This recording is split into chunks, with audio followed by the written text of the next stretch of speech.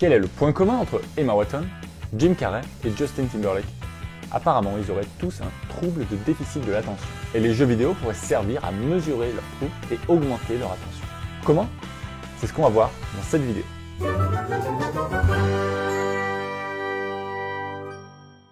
Salut à tous! Aujourd'hui, on va s'intéresser à la relation entre les jeux vidéo et le TDAH, le trouble de déficit de l'attention avec ou sans hyperactivité.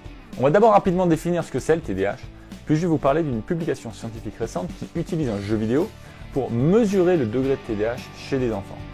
Et si vous restez jusqu'au bout, vous verrez qu'aux États-Unis, un jeu vidéo a été approuvé en tant que médicament pour traiter le TDAH.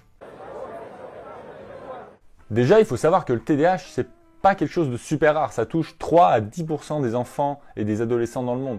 Dans un rapport de 2015, la Haute Autorité de Santé reportait qu'en France, 3,5 à 5,6% des enfants scolarisés souffriraient de TDAH. Alors pour ceux qui n'aiment pas trop les pourcentages, ça représente environ 200 000 enfants entre 6 et 12 ans, ou près d'un demi-million si on inclut les adolescents jusqu'à 18 ans. Mais le TDAH, c'est quoi?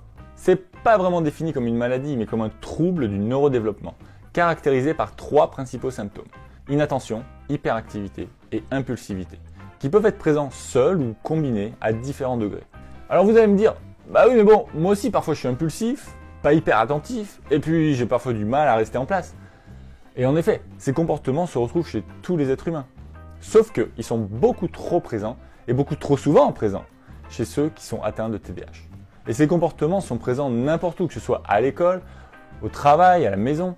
Alors, d'où ça vient? Eh ben en fait, on ne sait pas vraiment. Il semblerait que chez la majorité des personnes atteintes de TDAH, il a une origine neurologique qui peut dépendre à la fois de l'hérédité et de facteurs environnementaux. Mais alors, comment on sait qui a ou qui n'a pas le TDAH? Eh ben c'est ça le problème. Il n'y a pas de test direct, comme par exemple un test sanguin, pour détecter les TDAH. Et d'ailleurs, c'est le cas pour beaucoup d'autres maladies neurologiques, notamment la maladie de Parkinson dont je parle dans une vidéo précédente. Le diagnostic est donc principalement établi par un professionnel sur la base d'évaluations, de questionnaires et d'entretiens. Le problème avec les questionnaires, les entretiens, c'est que c'est assez subjectif. Par exemple, une étude en 2012 a montré qu'un groupe de 473 psychothérapeutes qui devaient identifier ce trouble à partir des dossiers médicaux des enfants a fait entre 15 et 20% d'erreurs. D'autres études montrent aussi que les évaluations faites par les professeurs et les parents des enfants peuvent être influencés par leur expérience, leur humeur, entre autres choses. Et c'est là que l'article dont je vais vous parler intervient.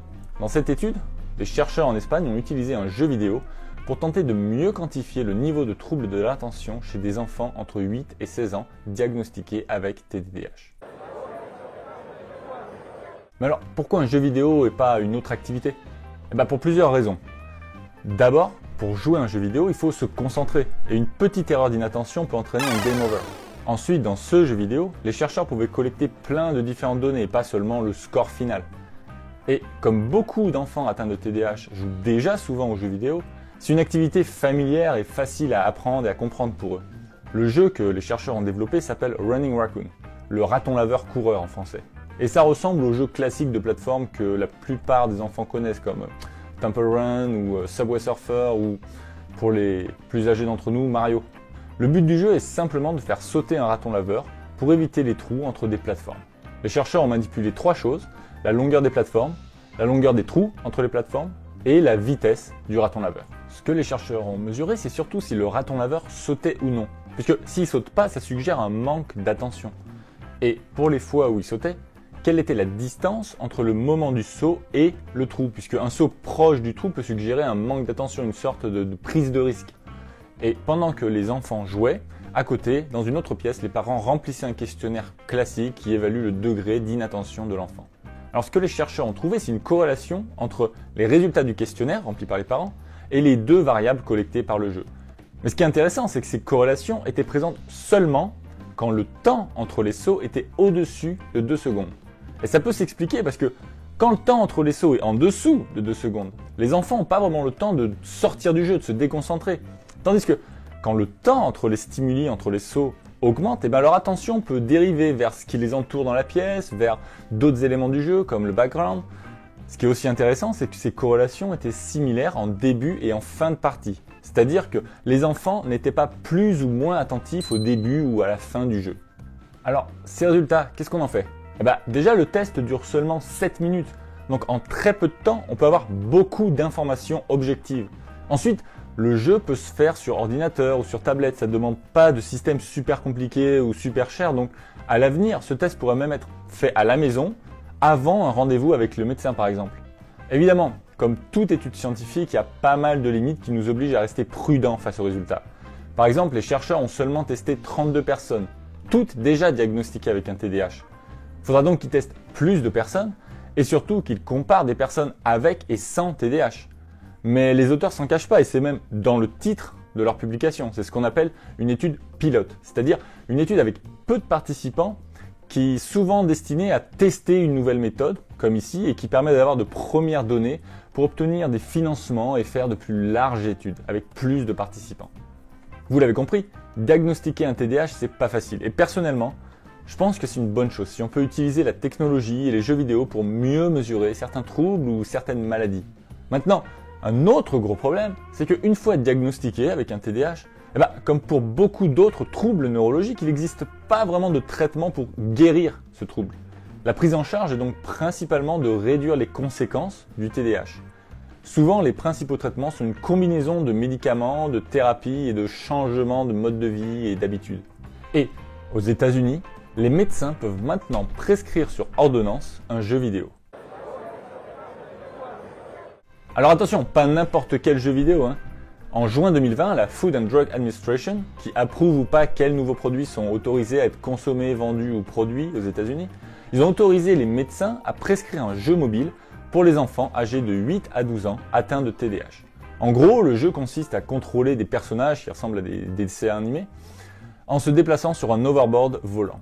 Il est conçu pour améliorer les fonctions cognitives et bien évidemment, il n'est pas destiné à remplacer les autres types de médicaments et de traitements, mais plutôt à les compléter. C'est historique parce que c'est la première thérapie numérique pour traiter le TDAH. Et c'est aussi la première thérapie basée sur un jeu vidéo à être approuvée pour tout type de maladie. Et cette décision s'est basée sur plusieurs études qui suggèrent que un tiers des enfants traités n'avaient plus de déficit d'attention mesurable sur au moins une mesure d'attention objective. Et que près de la moitié des parents avaient observé un changement significatif des troubles de leur enfant. Alors encore une fois, attention. Les enfants n'avaient pas le jeu à disposition H24, mais ils jouaient seulement pendant 25 minutes par jour, 5 jours par semaine, pendant 4 semaines. Alors, les côtés positifs de l'étude, c'est qu'ils ont comparé 180 enfants qui ont joué aux jeux vidéo à 168 enfants qui ont joué à un autre type de jeu. Et maintenant, un gros point d'interrogation, c'est que certains chercheurs travaillent pour le développeur du jeu. Donc on n'est pas à l'abri de possibles conflits d'intérêts. Pour limiter ça, une solution dans le futur, ce serait qu'un autre groupe de chercheurs indépendants essaye de reproduire cette étude de leur côté. Et c'est là qu'on voit les limites du monde de la recherche actuelle. Faire de la recherche, ça coûte des sous. Et les organismes qui financent la recherche sont souvent pas très chauds pour juste reproduire quelque chose qui a déjà été fait, même si ce serait parfois nécessaire avant de tirer des conclusions hâtives. Alors, que faire ? Je pense qu'on peut à la fois tester de nouveaux traitements, tout en gardant un esprit critique et ne pas considérer ça comme le traitement miracle. Et comme la plupart des traitements, ça marchera peut-être pas pour toutes les personnes atteintes de TDAH. C'est pour ça qu'il est important de continuer la recherche dans ce domaine, quitte à juste reproduire ce qui a déjà été fait. Dans cette vidéo, je me suis focalisé sur le TDAH, mais il faut savoir que ça fait un moment que les jeux vidéo sont considérés pour essayer de diagnostiquer et de traiter d'autres troubles et d'autres maladies. Par exemple, en 2014, la FDA a approuvé le Music Glove, ou le gant de musique, pour les victimes d'AVC qui consiste à jouer à Guitar Hero en touchant le pouce avec les différents doigts de la main. Dites-moi en commentaire si vous voulez en savoir plus sur ce qu'on appelle des jeux sérieux. Vous voyez, les jeux vidéo ne servent pas juste à divertir et à rendre les enfants bêtes, violents et associables. Je pense que, comme tout autre outil, il faut les utiliser à bon escient. Évidemment, il faudra plus d'études pour confirmer qu'on peut utiliser les jeux vidéo dont j'ai parlé en tant qu'outil de diagnostic et pour traiter le TDAH. Mais je pense qu'on est sur la bonne voie. Merci d'avoir regardé cette vidéo. Si ça vous a plu, vous pouvez vous abonner et activer la cloche pour ne pas manquer la suite. Allez, salut et à la prochaine!